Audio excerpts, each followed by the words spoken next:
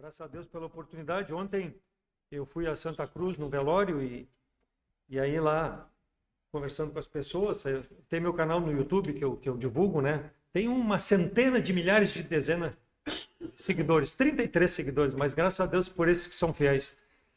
E aí perguntaram, mas por que tu não é pastor? Eu digo, Deus não me chamou para o pastorado. Eu creio que eu seja um pregador da palavra, né? Um proclamador do evangelho. Então eu me considero nesse ponto, né? Então Deus tem nos dado a oportunidade, o pastor tem confiado, graças a Deus por isso. A gente fez o seminário e é para a glória de Deus que nos apresentamos, né? Eu sempre digo para minha mulher, espero que as pessoas me procurem, né? Não para me dar emprego, mas para ver o que eu estou fazendo na vida. Vão entrar lá, digitar no Google, vai aparecer lá meu YouTube e Deus vai usar para a glória dele. O que Deus tem feito por mim através de mim, é o que eu sempre digo, né? Para a glória dele. E agora, o pastor estava cantando e eu lembrando essa música, Grandioso És Tu. Nós tivemos uma conferência muitos anos atrás, acho que o pastor não estava aqui ainda, né, pastor? O pastor Francisco já estava aqui? Francisco? O que era padreco. Não. Ele dizia assim, o poder, né, da palavra de Deus é que salva. Mas quando nós temos música boa, e aqui eu digo, igrejas com música boa é música que nós cantamos, que é onde tem extraído da palavra de Deus, não é a palavra de Deus, mas tirado da palavra de Deus uma mensagem. E ele nos deu o testemunho de vida, ele era padreco, ele dizia assim, que essas crentes chegaram aqui na minha praça, invadiram a minha praça para cantar essa música? E foi essa música que transformou a vida dele. Ele deixou de ser padre para ser pastor, só ouvindo as crentes que ele criticava cantar uma mensagem profunda ao coração do homem. E ele recebeu Jesus Cristo como Salvador. Tem um livro, ele contou para nós que ele é perseguido por causa do que ele fala a respeito do que é o procedimento assim, de quem é padre, né? E como ele foi transformado pelo Evangelho. Então a importância da música boa é que ela tem o poder de transformar o coração, preparar pelo menos o coração para transformar. Foi a palavra, claro, que depois ele buscou, porque ele tinha o entendimento, mas não aplicava na vida dele. Ele olhou na palavra de Deus e tudo aquilo que foi cantado, ele foi lá, olhou na palavra de Deus e disse, eu preciso de Jesus Cristo como Salvador. Né? E ele conta que ele já era pai de filho, tinha uma vida paralela, e aí ele se converteu, ele casou com a mulher, vive com a mulher, né? Tem filhos, tem uma família constituída. Então, é o poder do Evangelho. Então, é esse Evangelho que eu procuro pregar, procuro apresentar para as pessoas, né? Muitas vezes sou meio duro, eu digo assim, sou taxado de radical, mas eu prefiro ser taxado assim do que abrir a guarda para o inimigo e estar aceitando tudo que esses evangelhos pregam, tudo que é pregado. Então, até estou fazendo esse introdutório porque é o retorno à vera espiritualidade, é o título da mensagem. E nós vamos lá para o livro de Joel.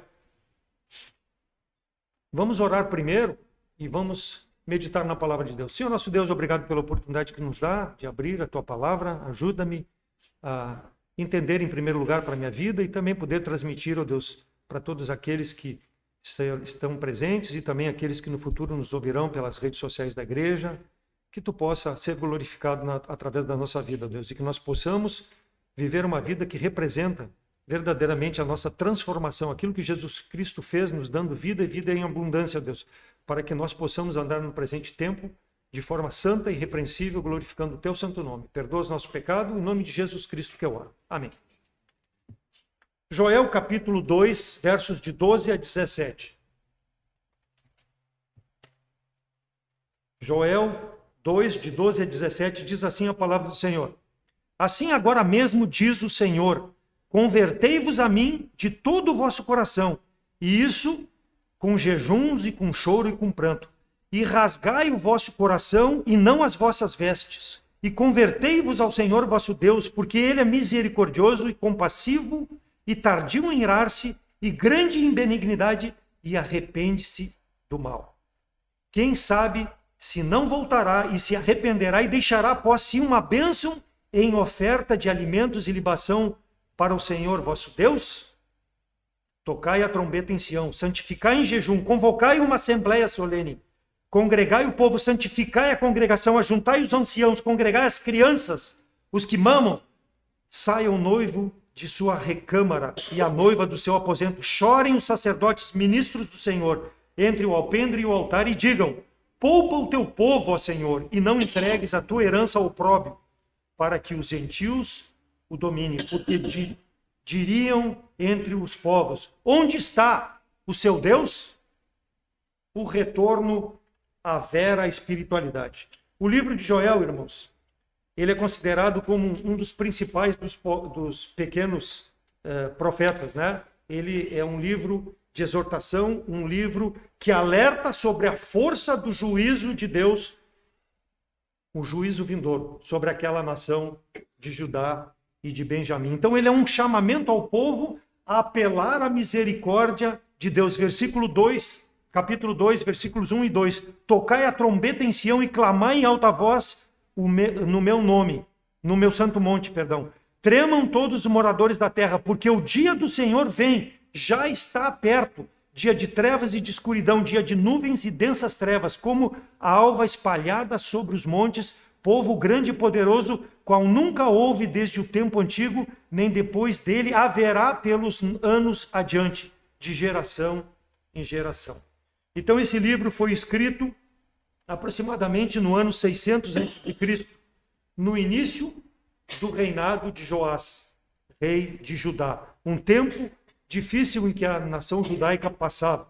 O capítulo 1 mostra, no livro de Joel, ele narra que a nação de Judá fora devastada por uma vasta multidão, um bando de gafanhotos. Uma fome chegou à nação em razão daqueles gafanhotos. Era a invasão desses gafanhotos, destruindo todos os bens, todos os recursos, todos os alimentos, o trigo, a vinha, tudo, os jardins, tudo aquilo que era sustento para o povo havia sido destruído. E Joel também descreve, aqui nessa passagem, em alegoria, simbolicamente, esses gafanhotos como nações que iriam invadir o povo de Judá, que iriam trazer consequências para Judá em razão do pecado de Judá. Povo pecador era o povo judeu. Será que é diferente de nossos dias? Será que nós somos melhores do que o povo de Judá para recebermos o alerta de Deus? O dia do juízo está chegando. A menos que o povo se arrependa, Deus imediatamente vai trazer o juízo. A mão de Deus vai pesar sobre o incrédulo e vai pesar sobre o crente que anda vivendo em pecado como vivia o povo de Judá. Então ele usa os elementos naturais, os gafanhotos, a fome, para trazer uma alegoria espiritual, para trazer um ensinamento espiritual. Então, um contexto político aqui do povo de Judá é o tempo em que Acasias havia sido morto junto com Jeú, junto com Jorão, e Acasias deixou os filhos, e Atália matou todos os filhos. A mãe de Acasias, vendo que Acasias havia sido morto, ela exterminou toda a descendência de Judá, exceto um Joás, que Josabade reservou, guardou na recâmara e preservou ele durante 7 anos para que depois o sacerdote pudesse, Joiada, colocar no trono. Então, passava Judá por um tempo difícil, porque uma perversa Atalia reinava sobre Judá. Então, era a consequência do pecado e da idolatria, tudo que cercava o povo em razão da vida que vivia Acasias, fazendo concerto com a casa de Acabe, dos pecados de Acabe, trazendo para o povo de Israel para dentro do povo de Judá. E Deus havia pedido a separação. Acontecia tudo isso no momento. Então o profeta se levanta para trazer um alerta desse juízo de Deus. Então Joiada, ele dá ordens para que pudessem restabelecer o reinado com Joás. Joás, com 7 anos, é colocado no reinado, e a partir do momento que ele toma o reinado, começa a se restabelecer o culto verdadeiro a Deus. Por quê? Porque a Atalia, ela é exterminada e acaba toda aquela situação de perigo. Então, precisou levantar Deus um homem dele para que pudesse proclamar a palavra do Senhor, trazer o alerta e pessoas se levantarem e se mobilizarem para buscar a vera espiritualidade, quer dizer, as coisas que agradam verdadeiramente a Deus. Então, o tema principal do livro de Joel é o juízo do dia do Senhor. O juízo do dia do Senhor, um dia de ira, um dia de juízo. E o capítulo 2, versículos de 1 a 17, ele fala dessa metáfora das pragas, dos gafanhotos e da seca para renovar o apelo de arrependimento. Ele fala da necessidade de arrependimento. Então, quando ele diz tocai a trombeta, é uma forma de alertar o povo para a forma como eles estavam vivendo. Tocai a trombeta, alerte o povo da necessidade que o povo tinha de arrependimento. Renove o pacto de servir verdadeiramente a Deus. Por isso que ele levanta Jeoada para tentar fazer com que o povo volte a servir a Deus através do reinado de Joás, para que o povo volte para o Senhor. Então, o chamado do arrependimento. E do versículo 18 em diante, ele descreve esse dia do Senhor de forma escatológica. Nós não vamos entrar nesse detalhe. E que o povo deveria atentar ao chamamento do arrependimento, às profecias que haviam sido dadas para o povo. Então, o retorno à vera espiritualidade. O que é vera? É o diminutivo de verdade. Então, a verdade, ela precisa estar presente na vida do crente para que ele possa andar espiritualmente. E qual é a verdade? A palavra genuína do Senhor. A palavra sem adaptar para a minha maneira que eu queira viver. A palavra que Deus diz que eu devo viver dessa forma, eu devo aplicar. Por isso que eu digo, muitas vezes as pessoas vão dizer, isso é muito radicalismo para mim. Não, o crente ele tem que viver no presente tempo dessa forma, irmãos, para que ele possa ser a diferença, para que ele possa alertar o povo desse juízo. Seja o cristão que está em pecado, como aquele que vive ainda longe de Deus. Nós não podemos massajar o ego das pessoas com palavras de lisonjas. Precisamos levar com amor a verdade. Ela às vezes dói, mas ela precisa ser levada. Então, o retorno à verdadeira espiritualidade, ou seja, viver de forma real, de forma convincente que eu sou um salvo em Cristo Jesus. O povo de Deus não vivia como o povo de Deus.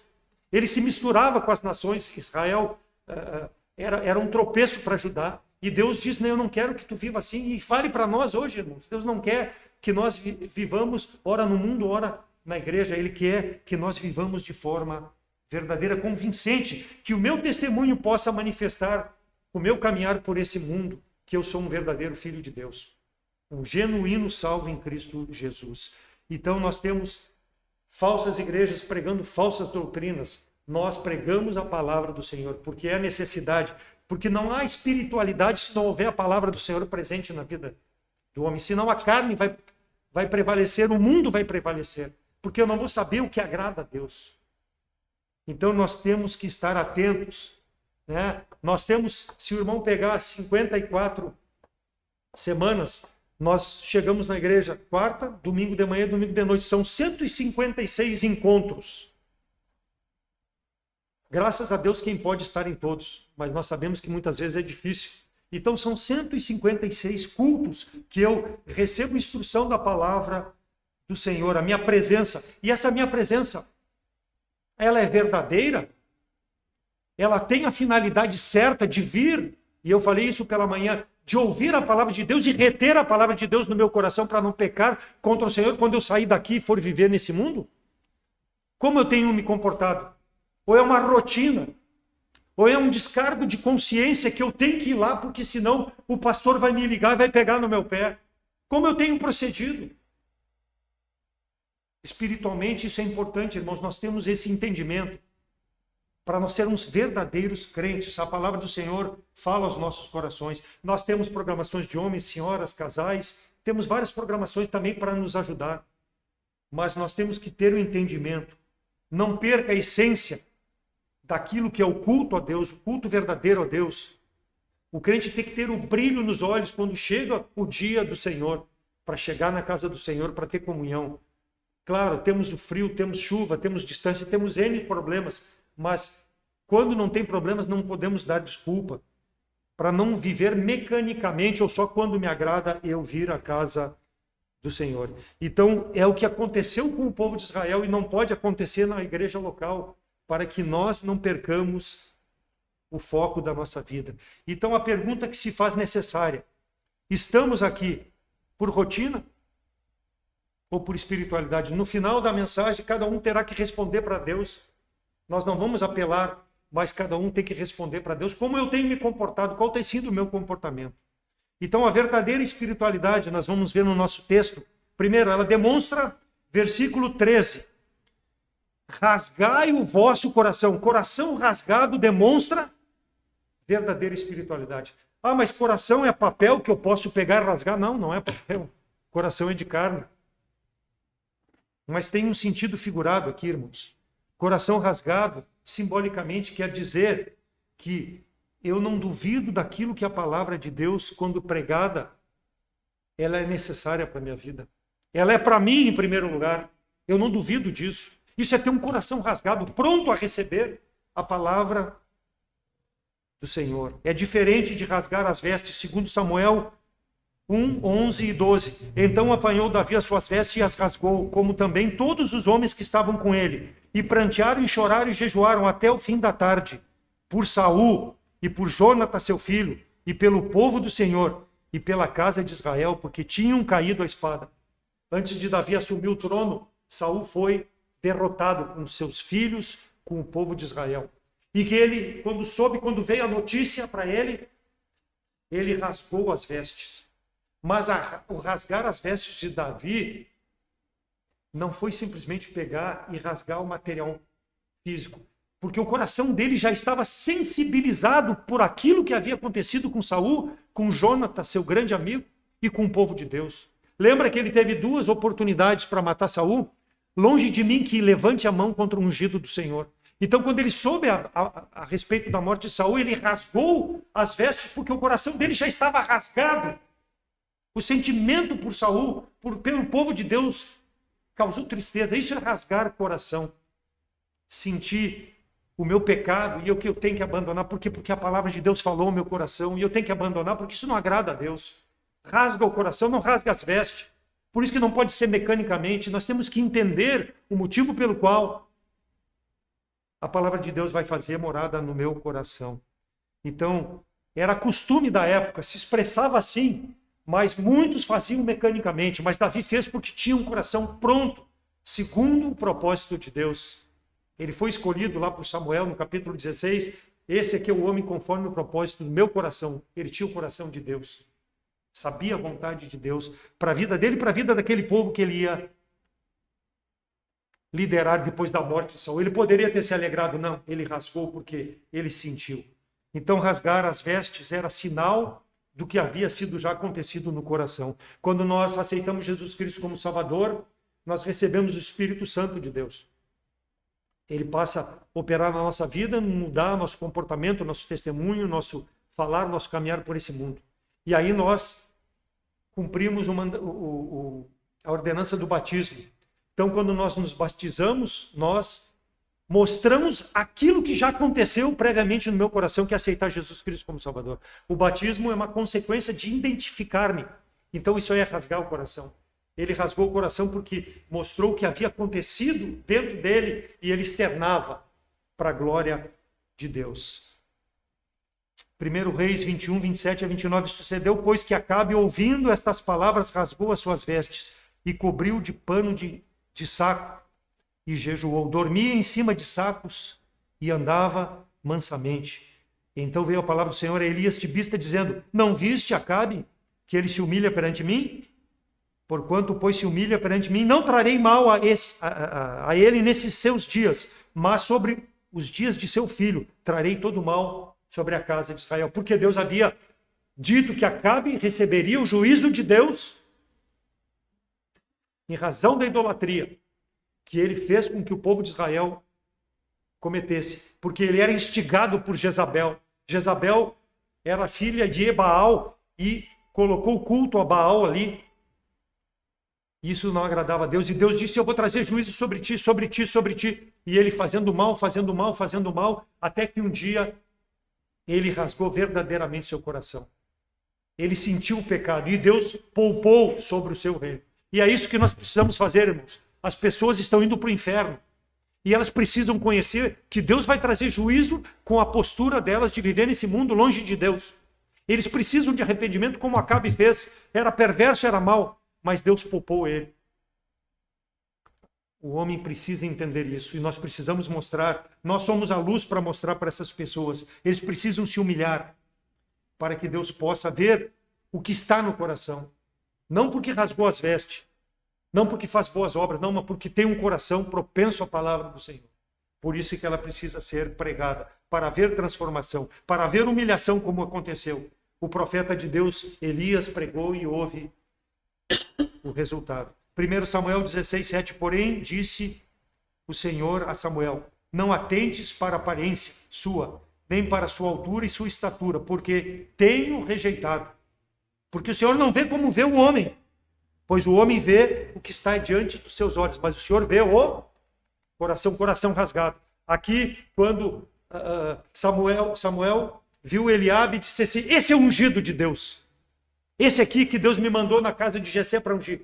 Deus disse, não é esse, não é esse, não é o outro, não é o outro, não é o outro, não é esse. Porque eu sei o coração desses homens.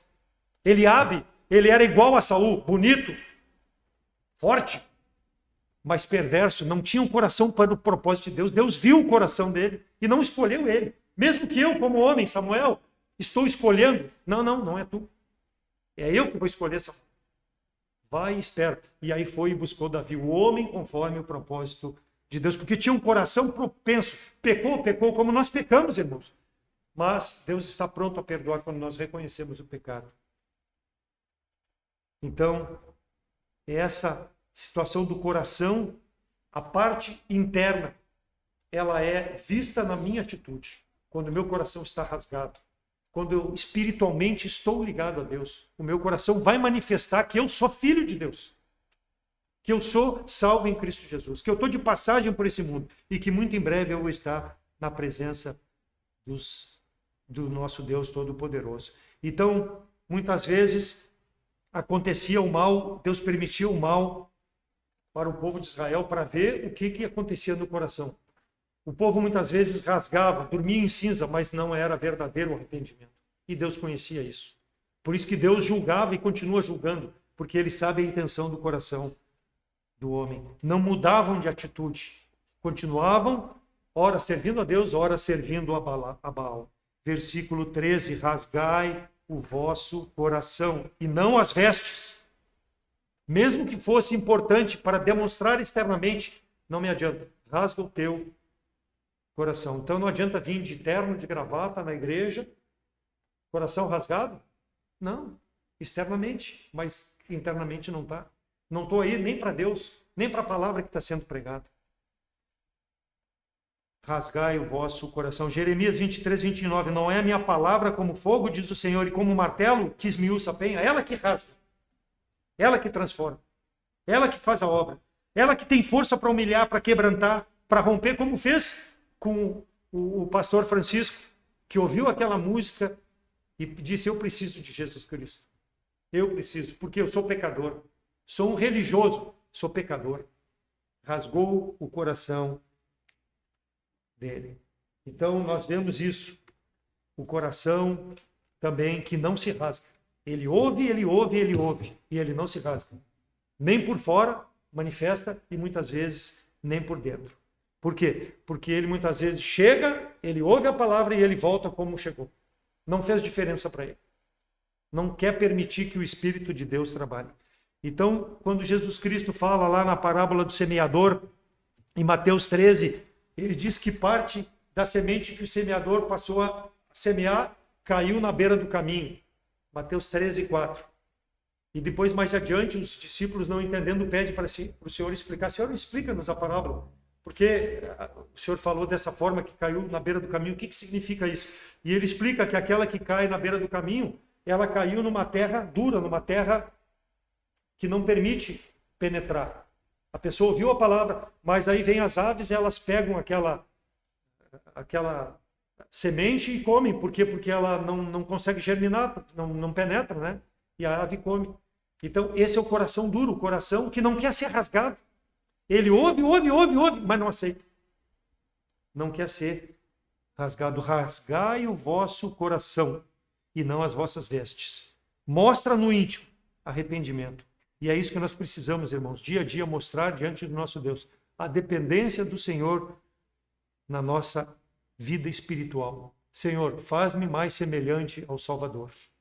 Mas quando isso nós pedimos, irmãos, pode ter certeza, vai vir prova, vai vir dureza sobre a nossa vida, porque se eu quero ser semelhante ao meu Salvador, eu preciso muitas vezes sofrer humilhação, sofrer retaliação, sofrer coisas que esse mundo impõe, que o crente muitas vezes ele prefere não passar por esses momentos e seguir a sua vida cristã sem espiritualidade. Então, o desafio, retorno à vera espiritualidade. Porque quando nós nos convertemos àquele primeiro amor, como fala lá em Apocalipse, nós fazemos tudo e o melhor para o Senhor. Mas depois vai esfriando, esfriando, e aí ele fica em segundo plano. Rasgai o vosso coração. Então, Samuel diz que Deus não vê como o homem vê.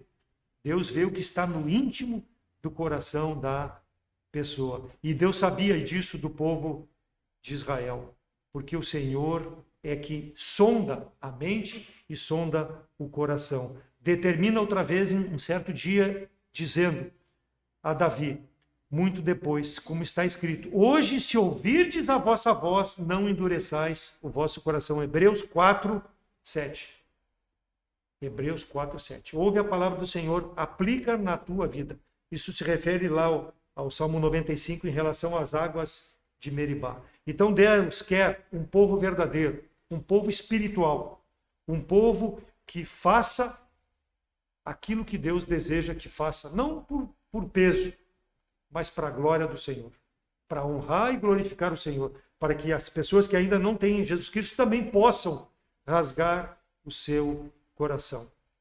Muitas vezes nós não entendemos, mas Deus nos coloca em situações para nos provar, porque as pessoas estão olhando para as nossas vidas. E elas, a partir do nosso testemunho, do nosso andar, elas podem ser tocadas por um coração que procura fazer aquilo que agrada a Deus. Não olhando para as coisas que estão aqui, mas para as coisas que estão lá na eternidade. Êxodo 34, 6 e 7. Passando, pois, o Senhor perante a sua face, clamou: Jeová, o Senhor Deus misericordioso e piedoso, tardio em iras e grande em beneficência e verdade, que guardas a beneficência em milhares e que perdoa a iniquidade, a transgressão e o pecado, que ao culpado não tem por inocente, que visita a iniquidade dos pais sobre os filhos e sobre os filhos dos filhos até a terceira e a quarta geração. Então aqui está sendo descrito por Moisés os atributos desse Deus maravilhoso. Deus longânimo, Deus tardio em irar-se. E é o que está dizendo aqui o próprio profeta Joel no versículo 13. Porque ele é misericordioso, ele é compassivo, ele é tardio em irar-se. Grande benignidade. E ele arrepende-se do mal, irmãos, que ele projeta fazer sobre a nossa vida quando ele vê um coração rasgado e quebrantado. Ele muda, não que Deus oscila, não é isso, irmãos. É que Deus vê a intenção do nosso coração. Por isso que nós temos que estar atento à palavra do Senhor, para não pecar contra o nosso Deus Todo-Poderoso. Versículo 14. Quem sabe se não voltará e se arrependerá. Deus não é homem para que se arrependa, mas ele vê a intenção do coração. E ele tem prazer num coração arrependido. Foi com Acabe. Olha o que era Acabe. Eu não sou tão perverso como o Acabe, mas nós somos pecadores tanto quanto. Mas ele está pronto a nos perdoar. O Senhor não retarda a sua promessa. Ele é longânimo, ele é tardio. Por quê? Porque ele não quer que ninguém se perca, antes que todos venham ao arrependimento, ou seja, que todos rasguem o seu coração. Por mais que a gente veja ao nosso redor tanta maldade nesse mundo, guerras e tantas coisas, Deus está pronto a perdoar essas pessoas. Mas para isso, elas precisam ter acesso ao Evangelho, pela pregação da palavra de Deus, presencialmente, na igreja, pela rede social, num folheto, seja onde for, a palavra de Deus precisa chegar no coração dessas pessoas, para que elas possam ser transformadas, para que elas possam rasgar o seu coração. Coração rasgado, versículo 13, arrependido, Deus não despreza. Está escrito ali, versículo 14, que ele também se arrepende. Ele não vai desprezar um coração arrependido. Ele é misericordioso, compassivo, benigno. Por quê? Porque ele não pode negar-se a si mesmo. Se nós formos infiéis, ele permanece fiel, porque ele não pode se negar a si mesmo. O atributo de Deus está na palavra do Senhor. Isso é característica de Deus, é presente no Senhor. E ela pode ser vista na vida daquele que tem um coração rasgado. Esses atributos morais de Deus, eles podem ser vistos na nossa vida. Benignidade, amor, para com os outros, pregando a palavra de Deus, mostrando que esse Deus, ele é irado, mas ele pode perdoar o pecado daquele que se arrepende. Então, a vera espiritualidade, um coração rasgado. Em segundo lugar, versículo 15 e 16. Tocai a trombeta em Sião, santificai em jejum, convocai uma assembleia solene, congregai o povo, santificai a congregação. Santificação, congregação santificada, além de coração rasgado, a santificação, ou seja, a separação do pecado. É o que está dizendo. É o que o povo recebeu de Joel, a exortação. É o que Deus faz nos nossos dias, para que o homem possa gozar da presença de Deus. Versículo 14.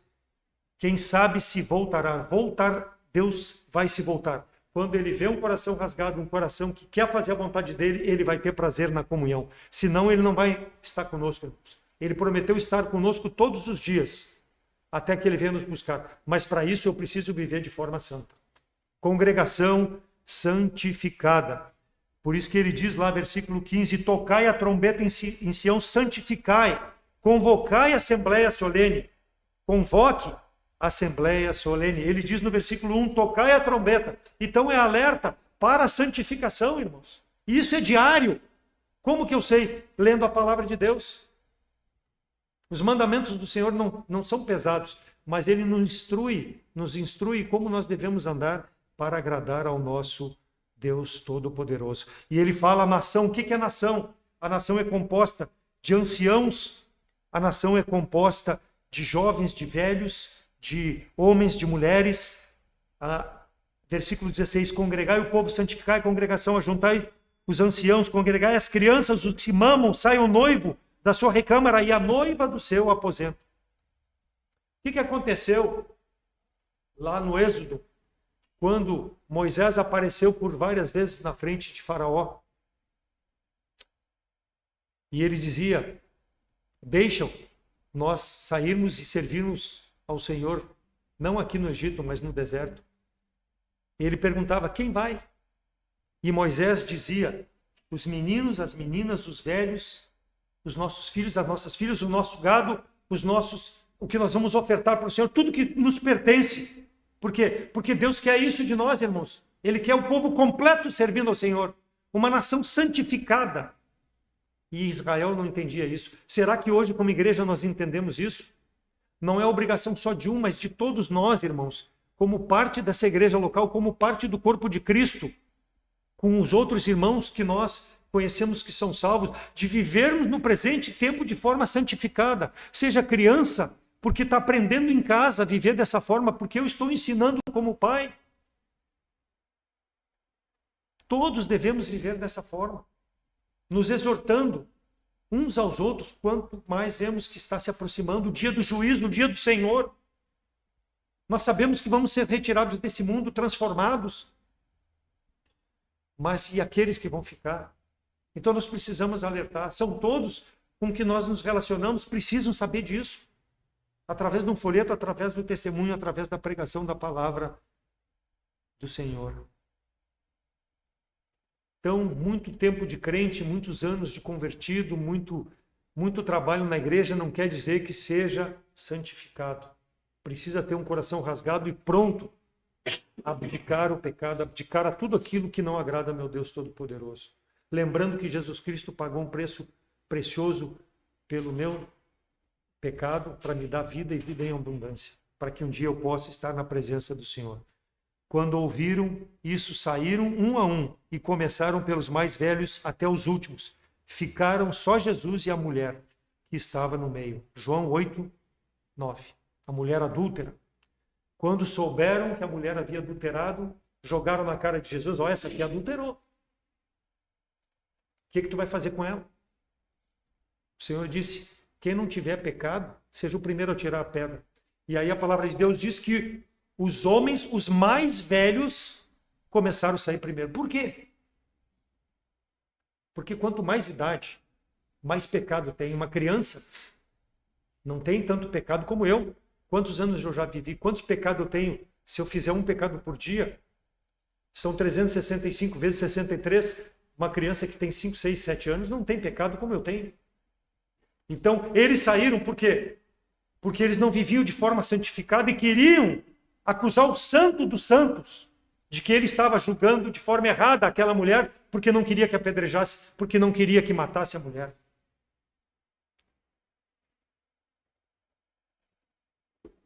Então é importante todos estarem envolvidos. Filhos que mamam, versículo 16. Homens, mulheres, crianças, todos precisam estar cientes da sua responsabilidade de viver uma vida santificada. Mateus 21:16. E disseram, ouves o que estes dizem? E Jesus disse, sim, nunca lestes? Pela boca de meninos e criancinhas de peito tiraste o perfeito louvor? Por isso que o Senhor falou, aquele que está sem pecado, que atire a primeira pedra. Da boca das crianças tem um perfeito louvor. Por quê? Porque a criança é ingênua. É claro que ela vai precisar responder um dia pela sua vida também. Mas o homem, quanto mais duro o coração, quanto menos quer rasgar o coração, o pecado vai tomando conta da sua vida, vai endurecendo, endurecendo, e jamais ele vai viver de forma santa. Primeiro, porque não tem Jesus Cristo como Salvador, não quer receber a salvação. E o crente, porque se acha o Todo-Poderoso e não precisa de santificação. E por isso que eu sou muito contra essas igrejas oba-oba que pregam a salvação só. E a santificação, onde fica? Sem a santificação, ninguém verá a Deus. Ela faz parte da salvação, ela anda de mão junta com a salvação. Eu não aceito que alguém venha me explicar que é salvo e vive conforme a perversidade desse mundo, com base nesse versículo. Senão Deus não precisaria ter colocado esse versículo.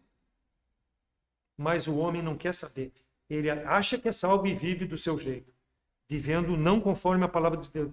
Congregai-vos, santificai-vos. É um chamamento da palavra do Senhor. Então a criança ela é sincera, mas um dia ela vai precisar também chegar ao arrependimento.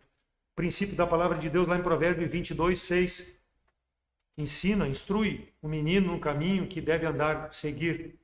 E quando ele crescer, envelhecer, ele não se desviará. Não quer dizer que ele vai ser salvo porque ele foi ensinado, não. Mas ele vai ter o entendimento necessário para poder, no momento da vida dele, aceitar Jesus Cristo como Salvador. Eu fui aceitar Jesus Cristo como Salvador com 18 anos. Fui criado dentro de uma igreja. Mas só aos 18 anos que eu fui entender que eu era pecador. Mas eu fui instruído na palavra do Senhor. Por isso que nós temos as classes, escola dominical para as crianças, deve ser valorizado, deve se trazer a criança, para que ela, no dia, possa receber Jesus Cristo como Salvador, porque ela é o futuro dessa igreja. Ela é o futuro do corpo de Cristo, porque um dia nós, se o Senhor não voltar e nos levar, elas vão ser parte dessa igreja local, de uma outra igreja local onde Deus vai usá-las. Então, a importância da palavra do Senhor. Mateus 12:33. Ou dizeis que a árvore é boa e o seu fruto é bom. Ou dizeis que a árvore é má ou o seu fruto mau. Porque pelo fruto se conhece a árvore. Diz aquele ditado popular que a árvore não cai longe do fruto. Então, se tu tem uma macieira aqui, ela está cheia de maçã. O fruto é a maçã. Mas se tiver algum fruto caído no chão, é maçã. Não vai ser goiaba que está dando lá do outro lado, vai ser maçã. Então, o fruto ele está próximo da árvore.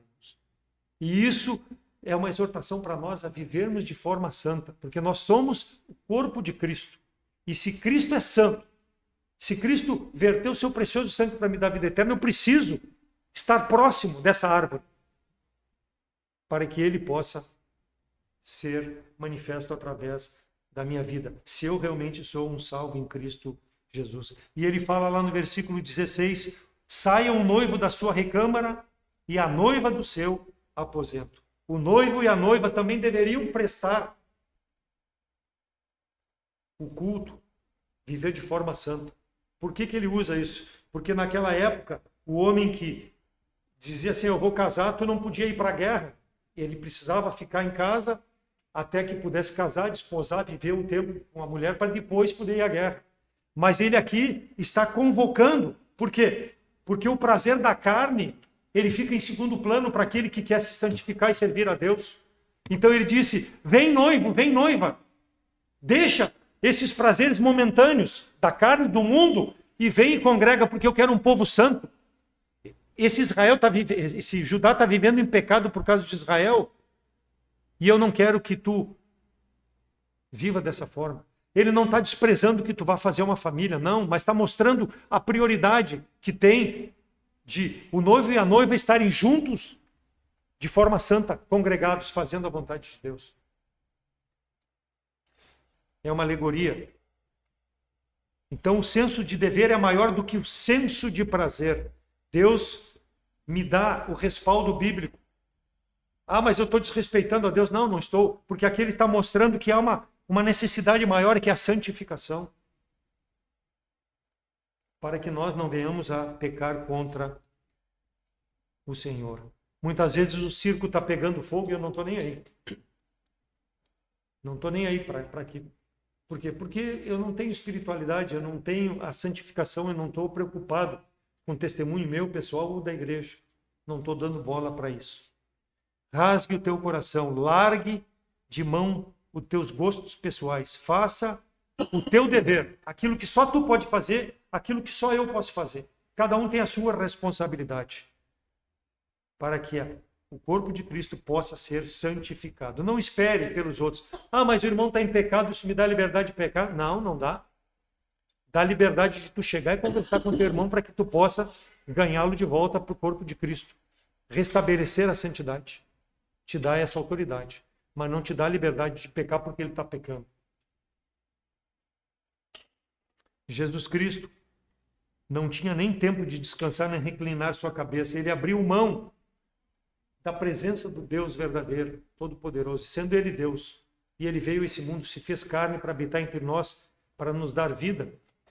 Mas ele não tinha nem onde repousar a sua cabeça. A palavra de Deus fala isso lá em Mateus e em Lucas. Por quê? Porque ele tinha um projeto maior.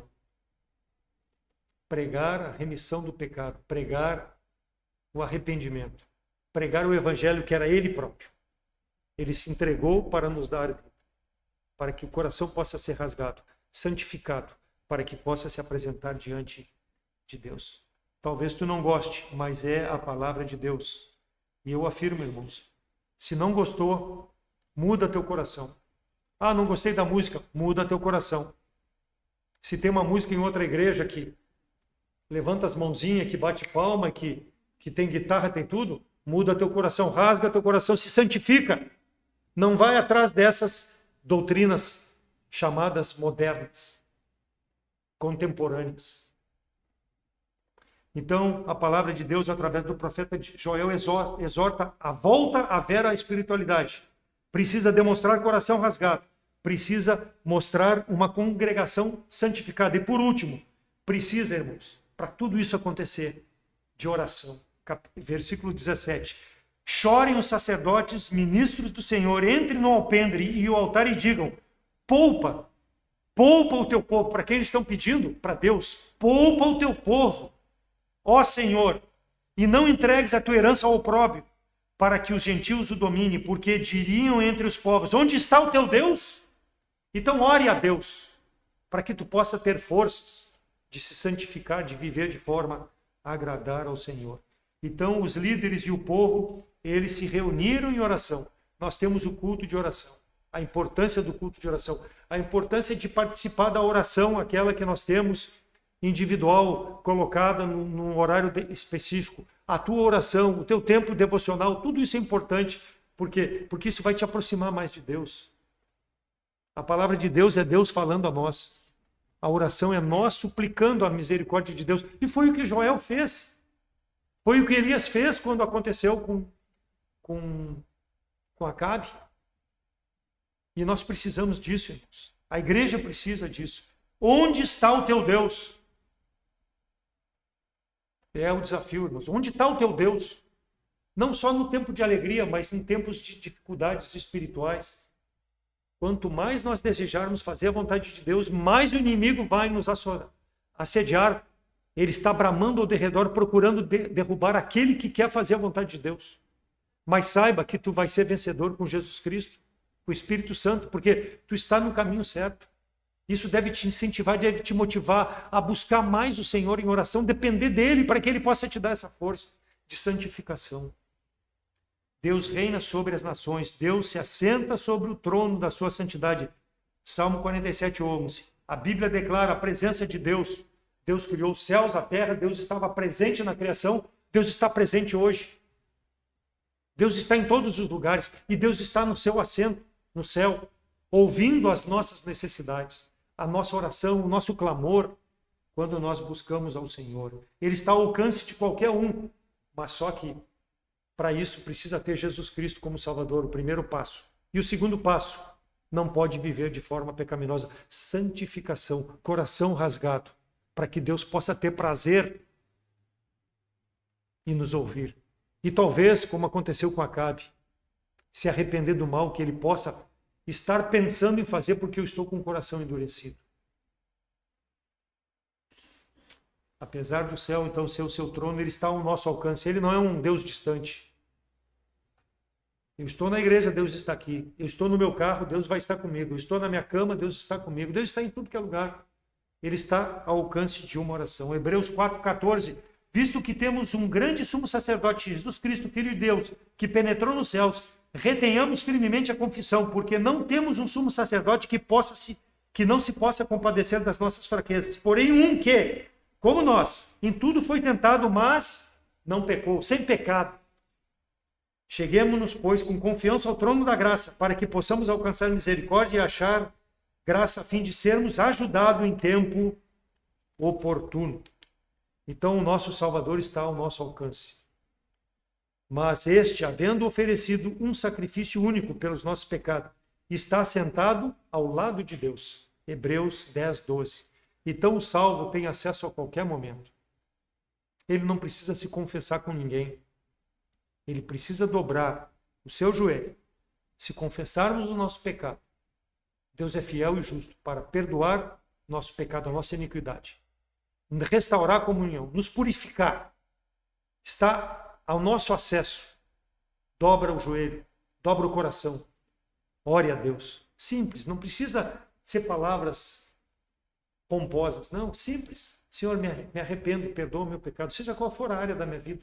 Ele está pronto, porque nós somos salvos e temos acesso através de Jesus Cristo. Confessai as vossas culpas uns aos outros, orai uns pelos outros, para que sareis. A oração feita por um justo pode muito ser os efeitos. Elias era um homem sujeito às mesmas paixões como nós, e orando pediu que não chovesse, e por 3 anos e 6 meses não choveu sobre a terra. E orou outra vez, e o céu deu chuva, e a terra produziu o seu fruto.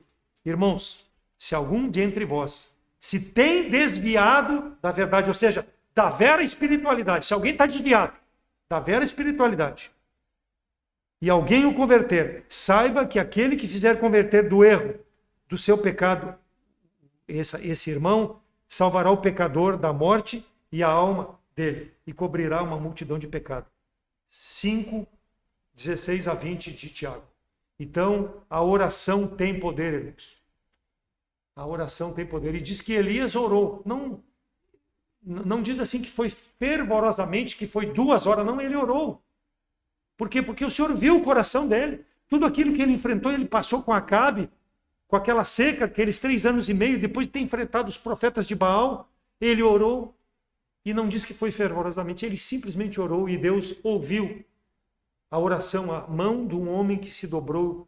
E aí apareceu aquela mão no céu, depois da 7ª vez que o servo de Elias foi ver, e ele voltou: Senhor, vejo uma mão no céu. E Deus mandou chuva em abundância e acabou a seca.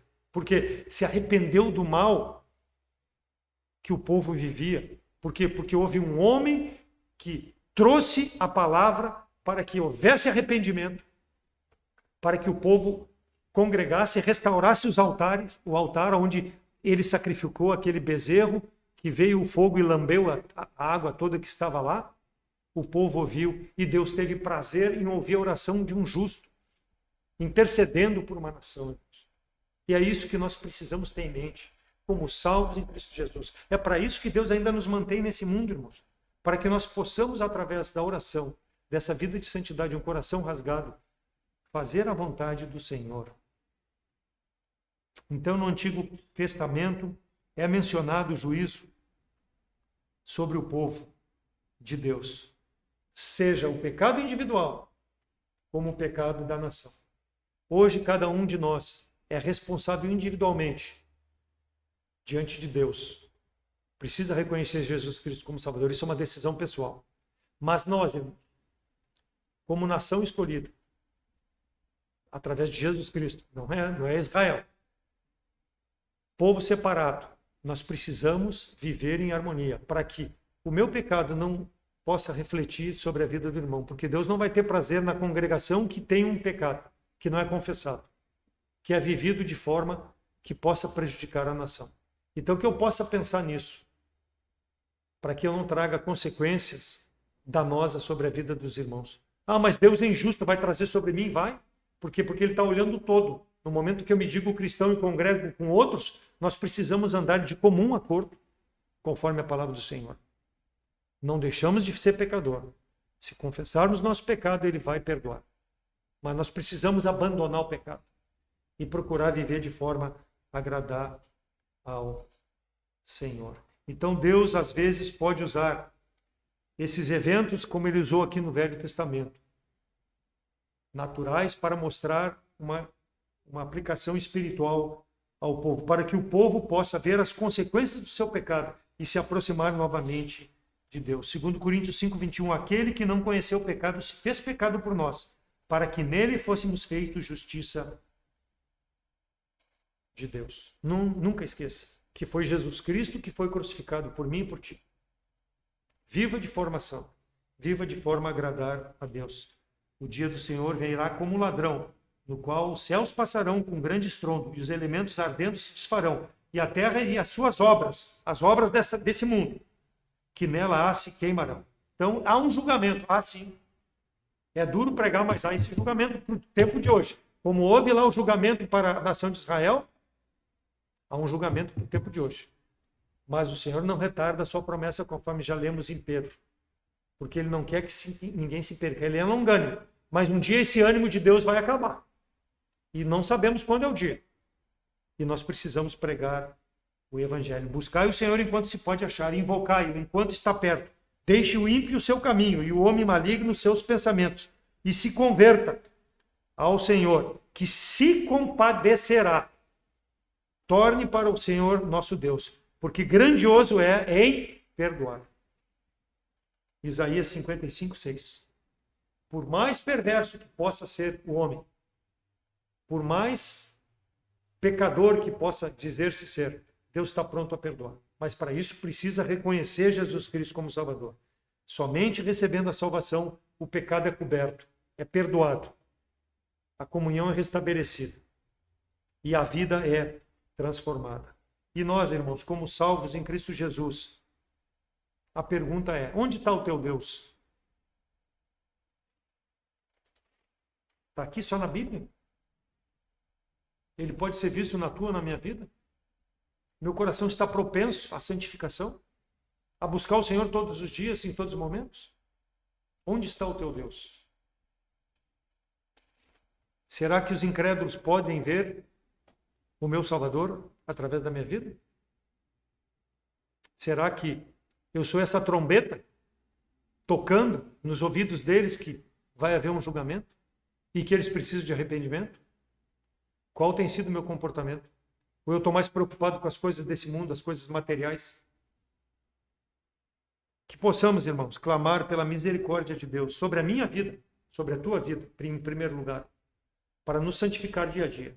E também pela nossa igreja, para que eu possa ser membro dessa igreja de forma digna, irrepreensível, mesmo ainda sendo pecador, mas que meu pecado não afete a nossa comunhão e não prejudique as bênçãos que Deus pode derramar sobre essa igreja, porque eu estou sendo falho e mantendo a comunhão com os irmãos. Que Deus possa ser glorificado, que a nossa vida seja verdadeiramente espiritual. Amém? Amado Deus e bondoso Pai, obrigado pela tua palavra. Ajuda-me, ó Deus, a viver cada dia de forma a ser esse último dia aqui nesse mundo, ó Deus, colocando o meu coração, meus pensamentos nas coisas eternas, tendo um coração pronto, ó Deus, a ouvir a tua palavra, através da leitura, através da mensagem que é pregada, e também, ó Deus, sempre disposto a buscar crucificaram a minha carne, o meu eu, dia a dia, para viver de forma santa e irrepreensível. E dependendo, ó Deus, de Ti, nas minhas decisões, que elas possam chegar a Ti dia a dia, através da oração, da súplica, e também já da ação de graças, agradecendo, ó Deus, porque Tu tem nos preservado e nos guardado no presente tempo desse mundo mau, ó Deus. Ajuda-nos, como igreja, a fazermos a obra que Tu tem nos proposto aqui nesse bairro, através dos nossos missionários também, que nós possamos ser fiéis.